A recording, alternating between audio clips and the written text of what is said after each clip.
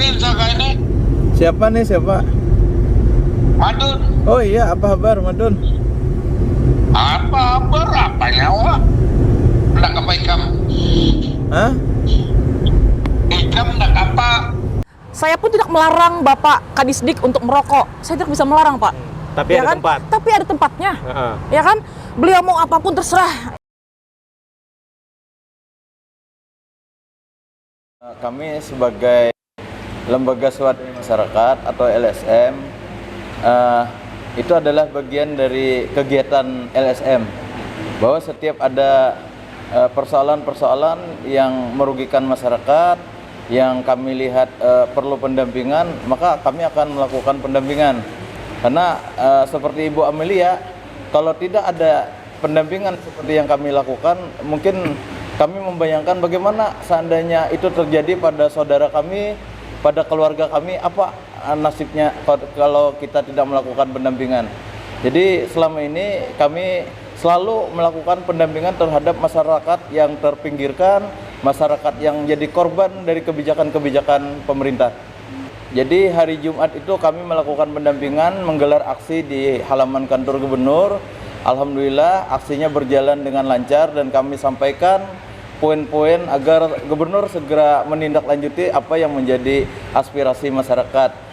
Kemudian sore waktu jam 4 asar itu saya dapat telepon dari nomor yang tidak terkenal, yang tidak terekam di nomor HP saya. Beberapa orang menelpon dengan telepon yang berdering berulang-ulang. Saya tidak merespon. Kenapa? Karena tidak ada namanya. Kemudian karena tidak direspon, maka penelpon tadi WA dengan ancaman, ancaman bajingan, ini aja kah yang ikam gawe selama ini. Kemudian macam-macam ancaman intimidasi yang dilakukan. Karena ulun anggap itu tidak dikenal dan tidak jelas nomor yang menelpon tersebut, maka kami tidak menanggapi. Kemudian pada malam Senin kami dikuntit 3 buah mobil yang isinya 1 buah mobil itu ada 4 orang, ada yang 3 orang. Dikuntit dari Martapura ke Sungai Tabuk. Di perjalanan kami merasa ada keganjilan. Kenapa setiap kami singgah, mobil itu ikut singgah, Pak? Jadi kami singgah di tempat-tempat yang ramai, yang ada warung-warung, ada jajanan, misalnya warung pisang goreng, kami singgah di sana. Mobil itu ikut singgah. Jadi supir saya terkejut. Bang Ali, ini kayaknya kita nih diikuti orang. Karena sebelumnya ada nada-nada ancaman yang bahkan menyampaikan hendak jadi kayak Jurkani kah aja, arwah Jurkani. Kami terkejut. Oh, ini sudah kade biasa ini kan. Sehingga kami memastikan bahwa yang menguntit ini memang orang-orang suruhan. Setelah itu ada pasar malam di Sungai Tabuk, pasar sayur. Di sana ramai sehingga kami bisa masuk ke sana, mobil itu tidak ada lagi. Langsung kami belokkan ke jalan yang sepi. Akhirnya alhamdulillah tidak terjadi apa-apa. Kalau penguntitan malamnya, malam Senin. Hari Senin jam 1.50 saya ditelepon 8 kali. Karena nomor tidak terekam, tidak tahu siapa yang menelpon. Seperti yang sudah-sudah tidak saya layani. Tapi setelah itu ada SMS. Mohon angkat, Pak Madun mau bicara. Setelah itu ada lagi SMS. Sebagai LSM tolong angkat. Setelah itu saya angkat. Kebetulan saya dengan teman 3 orang di mobil, supir dan Bang Junet. Bang Junet saya gawil, ini rekam kalau ada informasi penting. Langsung Bang Junet merekam. Akhirnya terjadi percakapan. Saya terkejut, Pak. Terkejutnya itu orang tidak dikenal baru sekali nelpon sudah nadanya nada mau ngajak berantem, mau ngajak adu bacok. Ini saya semakin penasaran. Makanya saya pastikan siapa sih sampean ini. Dia bilang aku Madun. Berulang-ulang dia bilang Madun. Saya bilang kok Kepala Dinas ngomongnya kayak gini. Dia kan bilang ya kayak ginilah ini setelannya Kepala Dinas. Di situ saya memastikan bahwa yang bicara itu memang Kepala Dinas. Makanya setelah kejadian itu, karena ada rentetan kejadian sebelumnya, saya segera meyakinkan untuk melakukan pendampingan ke aparat penegak hukum. Karena saya khawatir, keluarga saya juga khawatir.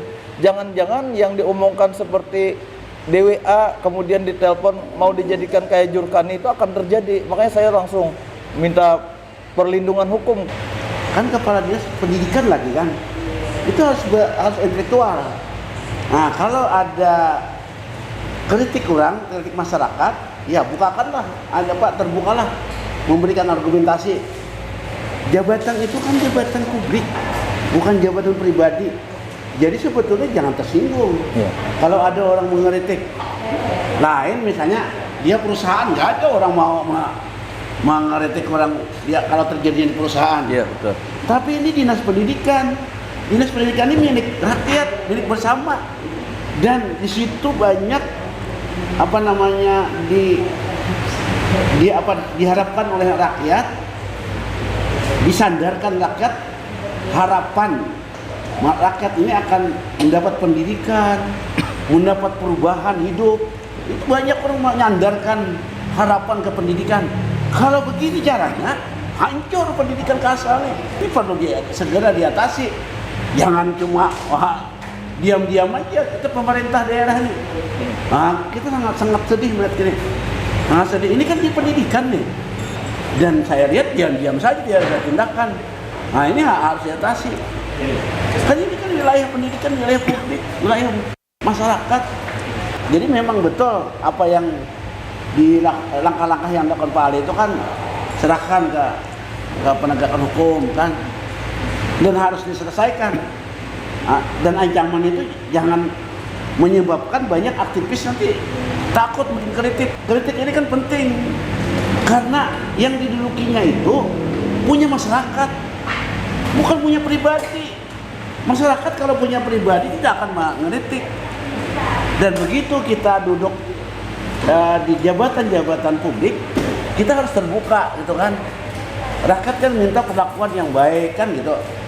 Nah, karena itu sebagian hak kita ya harus kita kita potong lah, kita korbankan untuk kepentingan rakyat. Itu hanya logika berpikirnya. Saya mengikuti dengan saksama ya kejadian mulai dari Ibu Amelia protes terhadap Kepala Dinas Pendidikan Kalsel yang dimana berokok kemudian pakai sendal jepit. Dan hal itu juga sudah diakui oleh Saudara Madun ya, bahwa dia juga merasa bersalah. Tetapi kan berkembang ketika ada katakan warga negara yang dalam keadaan terjepit, kemudian ada aktivis yang ingin mengadvokasi, itu sah-sah saja dalam negara demokrasi. Tetapi kalau kita melihat ini kan berkembang sudah ke arah yang tidak sehat lagi dalam rangka pembenahan pemerintahan yang ada di Kalimantan Selatan. Yang perlu dicatat bahwa kejadian ini sudah viral ya, sudah sampai di tingkat nasional. Nah, jangan sampai nanti ini ada sorotan dari Kementerian Pendidikan atau dari Presiden langsung. Nanti kita di Kalimantan Selatan akan malu dengan sendirinya. Saya memberikan solusi saja. Kebetulan kan teman-teman anggota DPR kan baru dilantik nih. Nah, PR pertama mereka menyelesaikan persoalan ini. Panggil Saudara Madun sebagai dalam kapasitas sebagai kepala dinas, kepegawaian, kalau perlu juga gubernur. Dipertanyakan, mestinya ketika ini terjadi, gubernur sebagai atasan dari kepala dinas itu segera memanggil. Karena kalau ini berlarut-larut, ini akan menjadi bias ya. Jadi saran saya, sebaiknya pemerintah ini yang dipimpin oleh Pak Gubernur segera memanggil Madun sebagai bawahannya. Kemudian juga teman-teman di DPR punya fungsi kontrol untuk memanggil baik kepala dinas pendidikan maupun kepala kepegawaian, karena ini menyangkut kebijakan atau katakan sikap yang diambil ini bisa mencoreng nama baik seperti yang dikatakan Profesor tadi. Ini masalah pendidikan nih, dan ini akan merusak bukan hanya pemerintah tetapi kita seluruh rakyat di Kalimantan Selatan. Ini akan terbawa kalau ini tidak segera diselesaikan. Yang di viral di video itu kan di mana Saudara Aliansah sudah dalam pengancaman dan sebagainya. Nah, saya juga mengingatkan karena Saudara Aliansah ini sudah mencoba ke arah yang on the track bahwa karena ancaman itu berupa pidana, saudara Aliansa sudah melaporin ke Polda.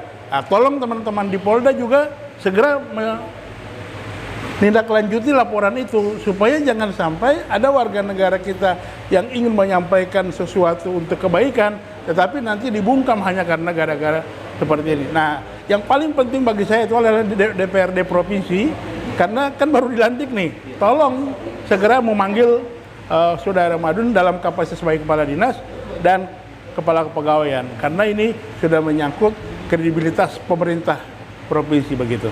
Nah, ini persoalan tidak sulit sebenarnya kalau Bapak Gubernur itu sadar gitu. Jadi kalau misalnya ada kelakuan pejabat yang digaji oleh rakyat, walaupun misalnya ada seseorang menegur kepala dinas dengan cara yang misalnya agak ekstrim gitu, tapi kalau dia digaji oleh rakyat, maka dia seharusnya lebih sadar daripada rakyat yang menegurnya. Nah, jadi supaya jangan jadi fitnah, saya menyarankan Madun dibawa ke BNN atau BNN menjemput Madun. Itu paling konkret. Konkretkan dengan BNN punya dasar untuk memanggil. Ketika dia melihat seseorang dicurigai, misalnya memakai narkoba misal gitu, karena ada tuduhan dia panggil Madun. Sehingga tidak jadi fitnah gitu. Kan Madun supaya terhormat ini datang ke BNN, dicek itu semuanya. Ya Bang Ali kalau ada tantangan begitu sih, itu sebenarnya enteng gitu, bukan saya sombong gitu. Kalau ada kepala dinas nantang bacok, nantang apa itu sebenarnya. Jadi kalau ada apa-apa dengan Madun itu jangan menyalahkan aktivis juga kalau ada orang bereaksi. Jadi yang dipikir ancaman seperti itu menakutkan orang gitu. Mungkin sebagian orang akan takut gitu. Tapi bagi sebagian lain orang itu sama sekali tidak berpengaruh. Jadi rencananya hari Kamis tanggal 19 itu teman-teman aktivis se-Banua dari hulu sungai sampai Kota Baru itu berhadir di Banjarbaru untuk menyampaikan sejenis petisi agar apa yang terjadi pada saya ketika satu aktivis disentuh, semua aktivis akan bergerak.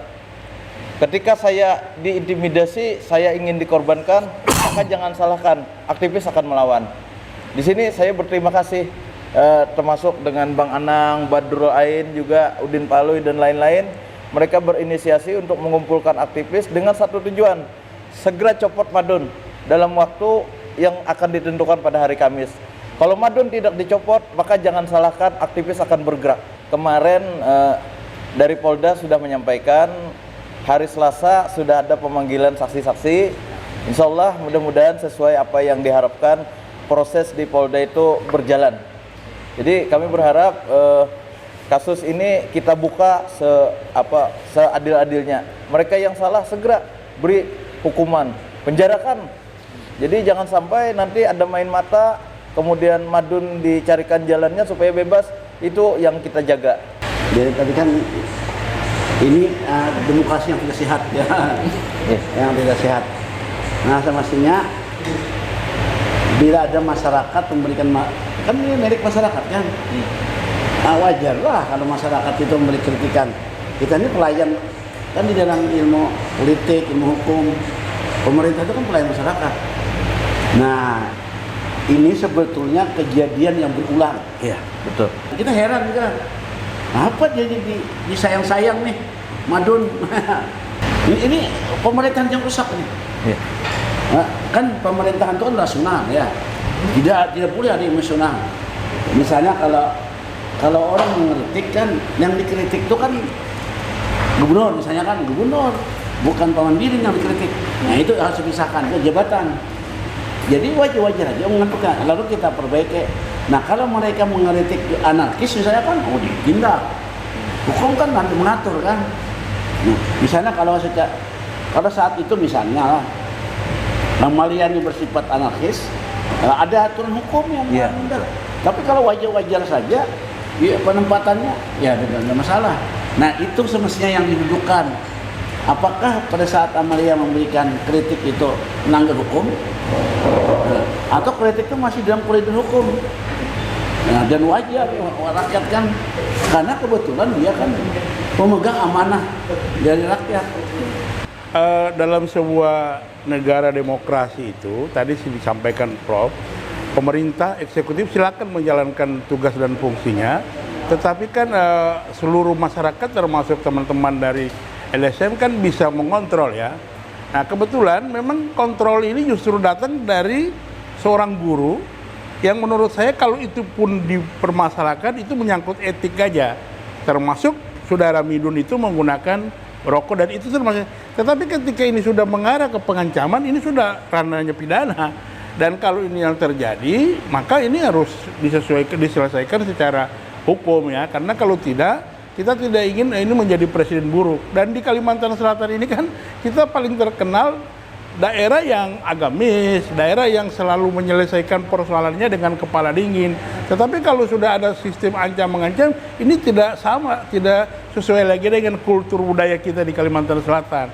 Nah, saya sependapat dengan Bang Anang tadi, bahwa ini harus diselesaikan dan ini harus dipublikasikan cara penyelesaian secara transparan, baik di Polda maupun di dalam kapasitas pemerintahan provinsi untuk menyelesaikan hal ini. Dan teman-teman DPR saya ingatkan lagi segera saja memanggil Saudara Madun itu karena controlling dari DPR itu penting.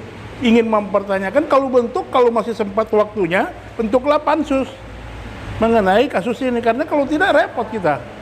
Karena kita ingin daerah yang tercinta ini semakin baik, semakin hari semakin baik ya dalam proses demokrasi, penyelenggaraan pemerintahan dan bagaimana sifat dan tingkah laku setiap ASN. Mungkin demikian. Ya, harapan kita kan seperti itu. Orang baru menunjukkan integritasnya gitu. Nah, untuk menindak atau merekomendasikan kepada gubernur atas kelakuan Madun gitu. Ya harapannya gubernur jangan tuli. Kita berharap apa yang menjadi ekspektasi masyarakat agar Madun segera dicopot itu segera ditindaklanjuti. Kalau gubernur tuli ya susah jadinya.